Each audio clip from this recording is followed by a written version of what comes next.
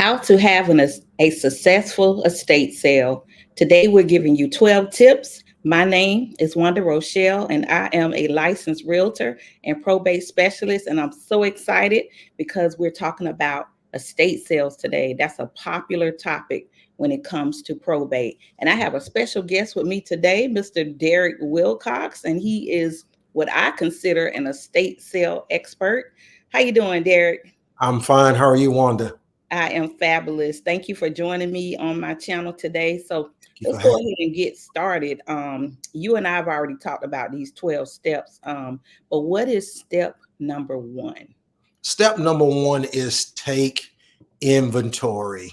You got to take inventory. You have to know what you have, because if you don't know what you have, you just really don't know where to start. So you have to take inventory. You have to get a good solid list of all of the merchandise that you have, and then we can kind of go from there. But the first step is to take inventory.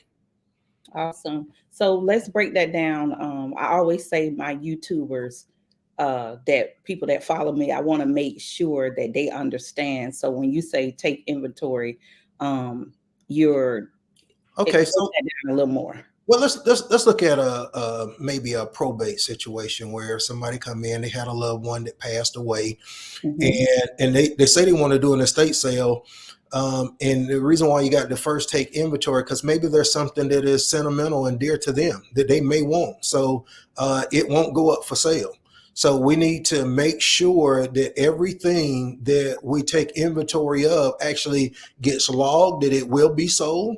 So later on, once we go into some of the other steps, we'll know what we're dealing with, and that particular person is sure what is actually going up for sale, and that it's not something's not going up for sale that they may want to keep. Awesome.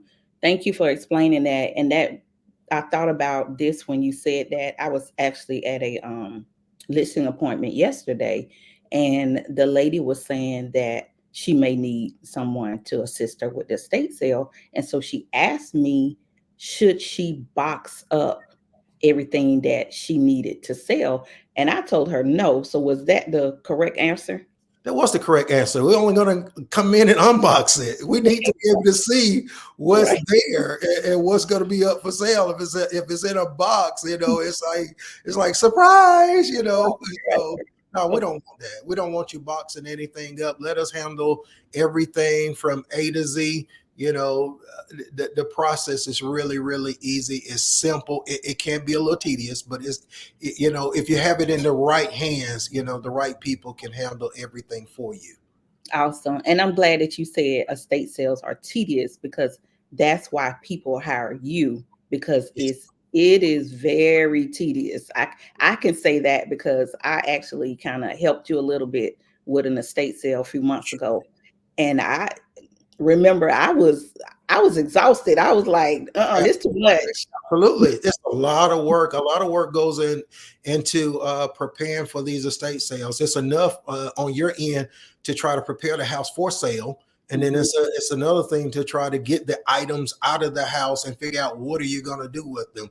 And so for some people, they just, they never think about there's any value to the items that they have. So they just take that stuff, and most of the time they just junk it. Some people could care less what happened to it. Some other folks just sell the houses with all the items in it and let whoever buys it buy it as is, and that's their problem. Right, So, right. yeah. Awesome. So the first step, you all, for estate sale was to take inventory. The second step is to determine how many days to run the sale. Let's talk about that. Yeah, absolutely. Depending on, each estate sale is different. Depending on how much time, say, you want to put the house on the market and somebody's looking to sell a house as soon as possible. So we don't have a whole lot of time to run. Depending on what we have in the inventory will determine how many days that I suspect that these items will take to sell.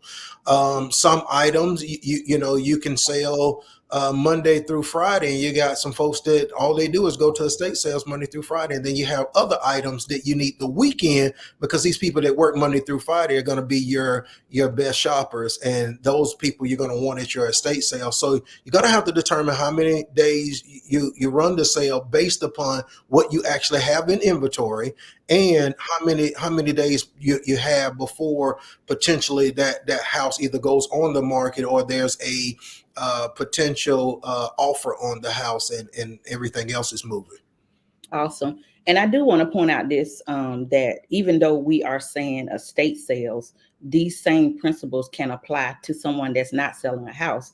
Maybe it's a garage sale, which is, yes, that term. Yes. Absolutely. Awesome. Good stuff. So let's see. Number 3 is research. Yes. Got to research to determine, how to price the items. Some people think just because 50 years ago something was worth $500 is worth $500 today. It depends on what it is.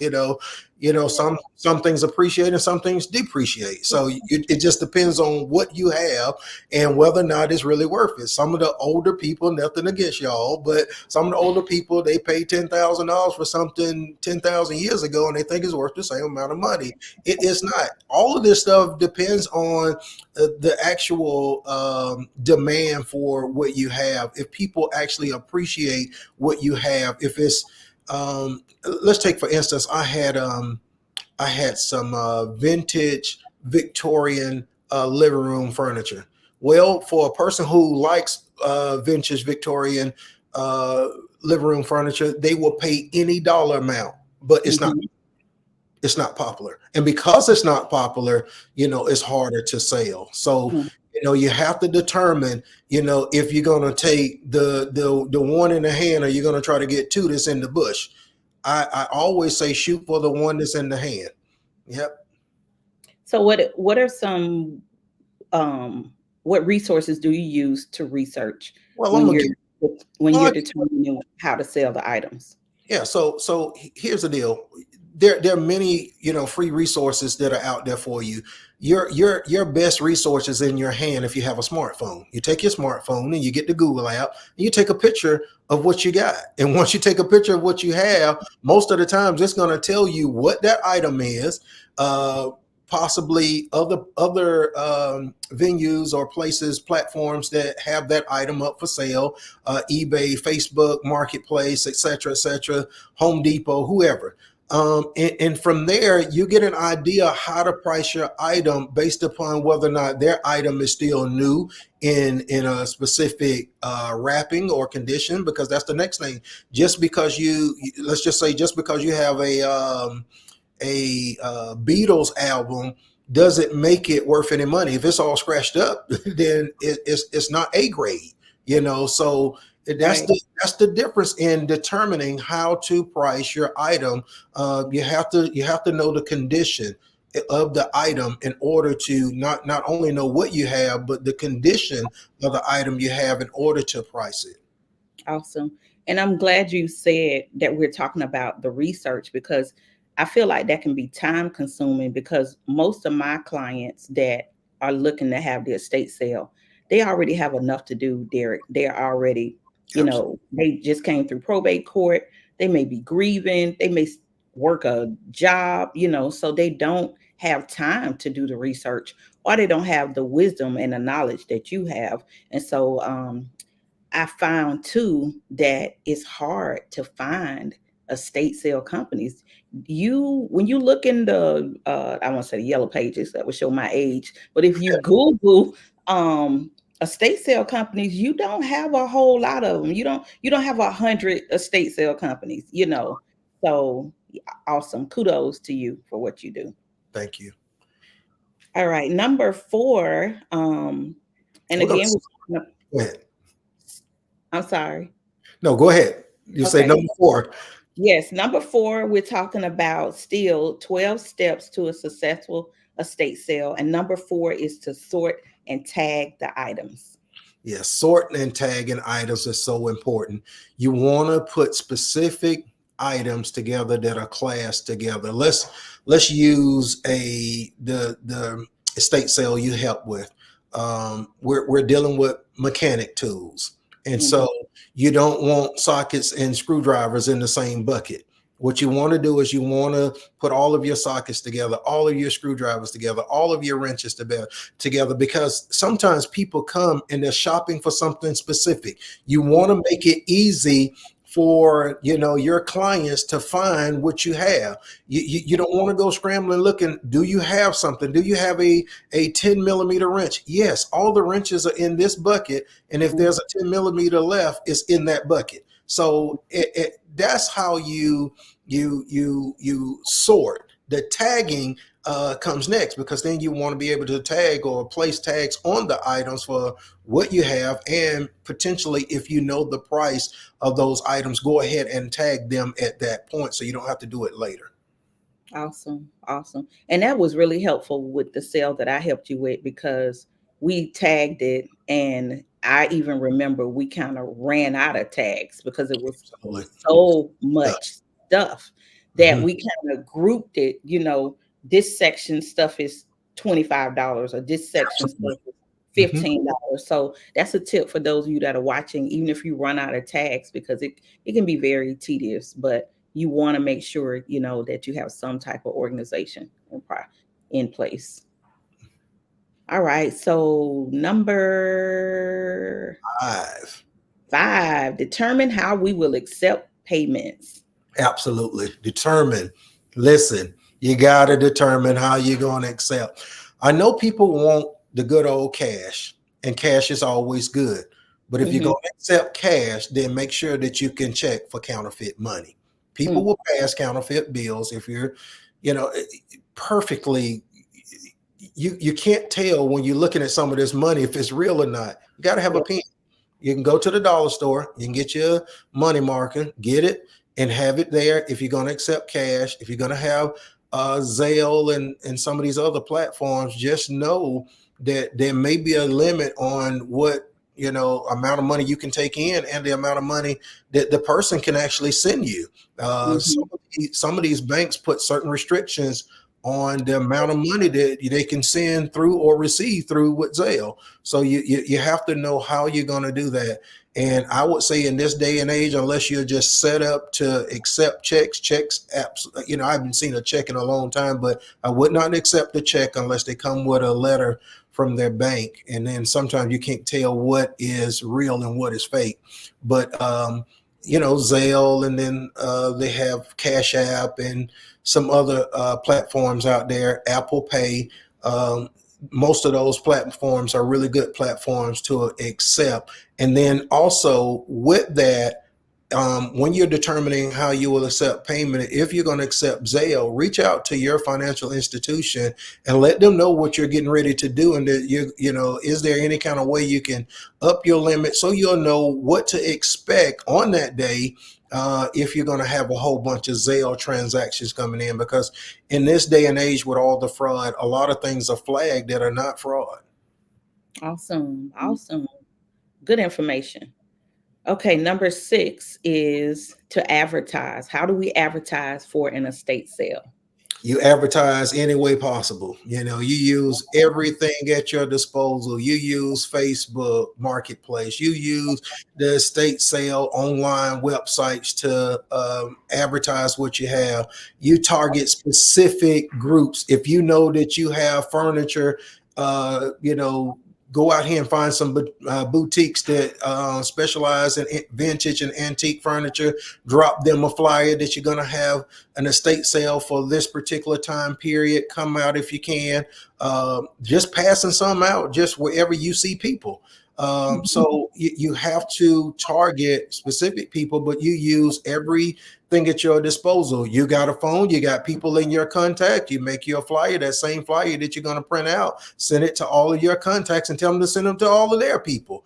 And that's the way that works, word of mouth, wherever you can get it out. Blast emails with people that are in your email contact group. Every way, every avenue, every place that you can find somebody. If they under a rock, send them a flyer, send them a message. you have an estate sale and to bring their rock with them, and maybe we can do something.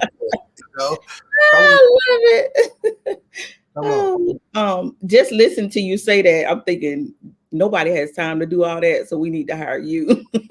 Yeah, nobody has time for all that. I mean, it's a lot of work, and that's why, just like you said, and I said it, it's a tedious process in the beginning.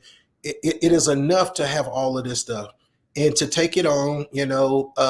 What really kind of blessed me to really kind of be intrigued by estate sales is I found myself in a position where I needed an estate sales specialist, and I'm finding people, and they didn't know a whole lot, and I'm listening to what they telling me they want to charge me for what they want to do, and I'm like, I could do this, but you cannot. You cannot do all of this stuff. No one person can do all of this unless this is what you're trying to do. Some of this stuff is just too hard. It's too hard. What I find, not wanting to just really go back, but what you find is sometimes if people don't let somebody else handle it, they'll never let go of this stuff.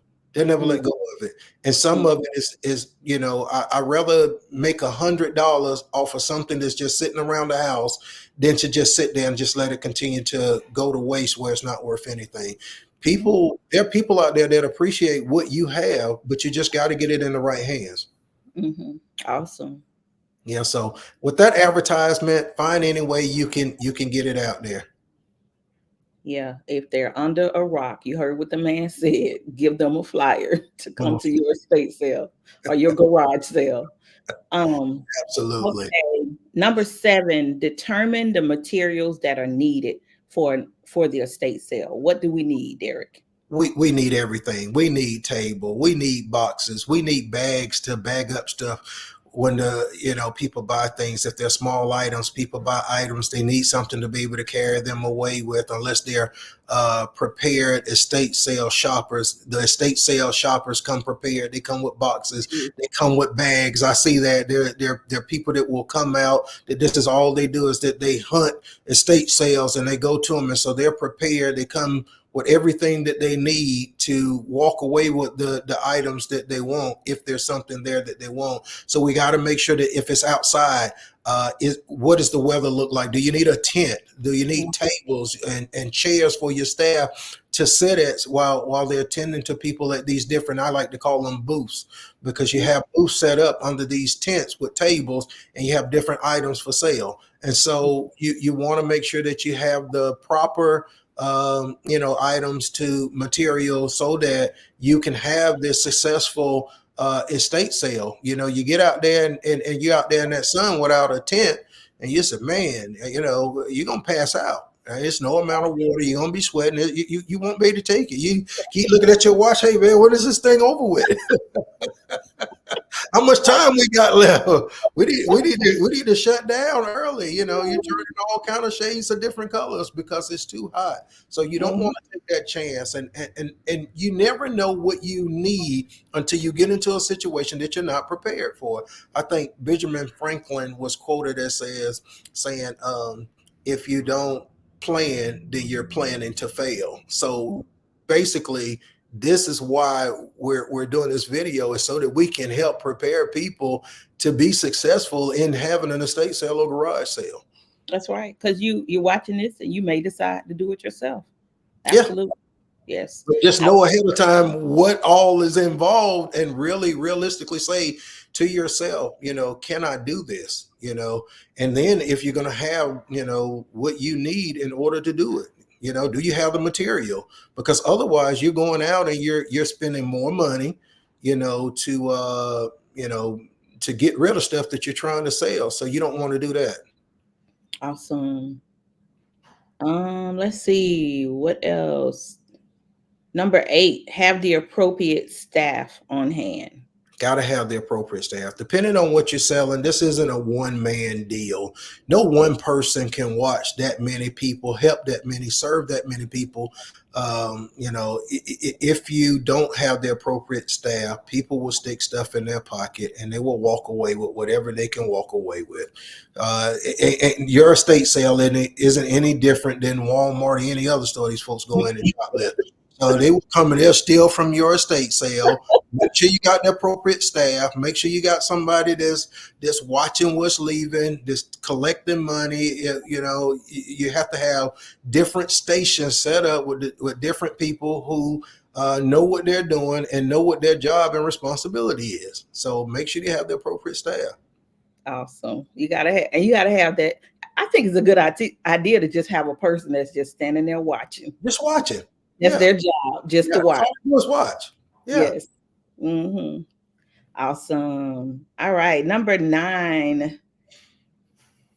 What is it? Be prepared To negotiate. to negotiate. Yes. I tell people this all the time. Be prepared to negotiate. Sometimes I may do an estate sale that the owner of the estate is there and they want to be a part of it, maybe. And so what I normally do is I let them know from the beginning, listen, this is what I priced this item at, but you get the final say. But we have to be prepared to negotiate. People are not going to play full price. Sometimes they look for a deal at a estate sale, and that's not to say that you should be, you know, dealing with low ballers, but you have to be prepared to negotiate. Now, negotiating isn't going from $500 to $150. We're not doing that. We're not going from $500. When I price the items that I price, I've already priced them to sale.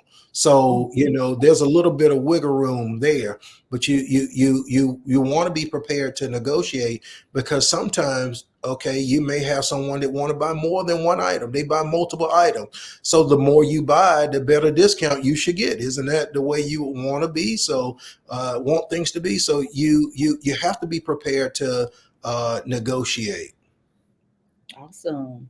I will say this. I noticed at the estate sale that I was at, the one that you did, I think let's just say it ended at 4 o'clock. I don't remember.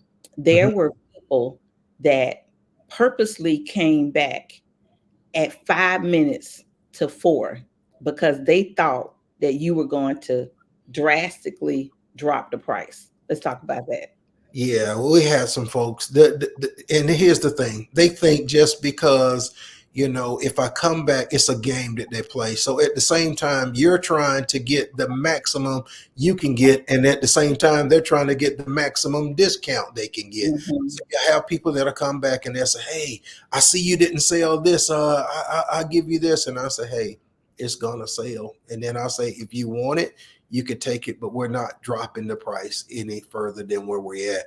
Now, that's not me being prepared, not wanting to negotiate. I'm prepared to negotiate, but you also have to understand that a person will sit there and offer you $50, but they'll need change for 100, and they'll have 1,000 $100 bills in their wallet. They don't want to pay you $100 for something, but they want you to discount it down. You have to use wisdom. You have to use wisdom. Wisdom is the principal thing. You have to use wisdom. Be prepared that you're going to have some people who are going to come and they may not even need the item that they want. They just want it to get it from you because they're going to turn around and resell it. That's right. So you have to be careful, you know, Yeah. about dealing with, you know, certain people. Yeah. It's a business to them. You're It right. is. It I'm glad is. you said that. There some people that come to the estate sales, they want to buy it from you for the lowest that they can get it because they're going to resell it. Absolutely. And that's a legit business. That's what they do. Right. Mhm. Awesome. Okay, number 10, how to handle sales. Well, specifically when we talk about how to handle sales, most of the time it's first come, first serve. Mhm. Let's say that you have an estate sale like the one where you help assist. We had multiple people there that were wanting to buy items before the sale started. Mhm. So the sale started at 8, or let's just say at 8. They were there at 7, and they Mhm. hoping that, you know, hey, they can beat the crowd. Well, you got a couple of people that are there at 7 o'clock, and you want to be fair that they were there first. But let's say you have 2 of the 7 o'clock people that want the same item. Okay, Mhm. at that point, who do you sell it to? It now becomes an auction. And so we have this price, let's say $1,000 for a scooter. The scooter is $1,000. They're both willing to pay $1,000. Somebody's going to have to pay more than $1,000 because, you know, we have two people that want the same item. And whoever between the two of those, you know, just write on a piece of paper, you know, what you're willing to pay, and then the highest one gets it. Okay, I like that. Okay. Yeah, yeah. That way you don't have to, you know, the silent bid. You don't have to go through, you know, we're not going back and forth auctioneer style. We're not doing that. We're not set up to do that. You know, when you have that kind of situation going on, people know that they're gonna bid on a certain item. And it just depends. You can run into that, but I like first come, first serve better, because then you don't have to deal with that. So what is the name of your estate sale company? But before you answer that, just listening to you, it should be We Don't Play Estate Sales. It's Eating Estate Sales. And so most of the time when I look at, you know, we're people of faith. And so Eating Estate Sale basically is your piece of paradise. And what we do is we look at and value your paradise, and we are, you know, happy to be a part of it. So Eating Estate Sales, if you need us, would love to be able to assist you in your next estate sale. And I want to make sure people understand Eden. That's Eden, like the Garden of Eden. Yes, like the Garden of Eden. Yes, Eden. All right. We have two more left. Number 11 to the 11th step to having a successful estate sale. What is it? It's addressing safety concerns. Whenever you have, let's say you have high priced items, these are items, paintings, jewelry, things of that nature, it's going to be important to have, or if you think that you're going to take in a whole bunch of money that day, you may want to hire security. Even if they don't know that security is your security, you need security. So you need this, because the concern is that, again, you would expect that, you know, everything will go off and be fine and there won't be any hiccups, but there's always somebody else, you know, that has a bright idea that they're gonna do something, and they see something, they ride by and they say, oh, estate sale, them folks probably got some money, and you just don't know what to expect when you're dealing with certain people. And then, like I say, you would think that everybody is honest and everybody has the same motive. We're selling something, they want to buy something, but that's not it. People are always looking to get something for nothing. Okay. And when you say hire someone, I'm thinking about, it could be something as simple as hiring an off-duty police officer. Absolutely. Off-duty police officer, anything of that nature. Yeah. Security guard, or like I say, you know, somebody that work private security. Yes. Okay. So suppose somebody doesn't want to hire anybody, but they want to bring their piece. Here's the deal. As long as you're legal, you be legal. There you go. Eden estate sale doesn't do any estate sales without being protected. I have to protect me first. Yes. Yeah. Awesome. Okay. I'm so excited. We are at the last step to having a successful estate sale, and that is have fun. Yeah. You know, the thing is, if you don't enjoy what you do, then you shouldn't be doing it. We should have fun doing it. I tell you, I meet people. I'm sitting there, we're talking about everything. We're selling fishing rods, and people are telling me their greatest fishing story, and I'm telling them my greatest fishing story. We're having so much fun, and in that moment, it's like, if you're mixed with the right crowd, it's almost like a family reunion. It takes all of the work away, where it's not even like work anymore. It's almost like play.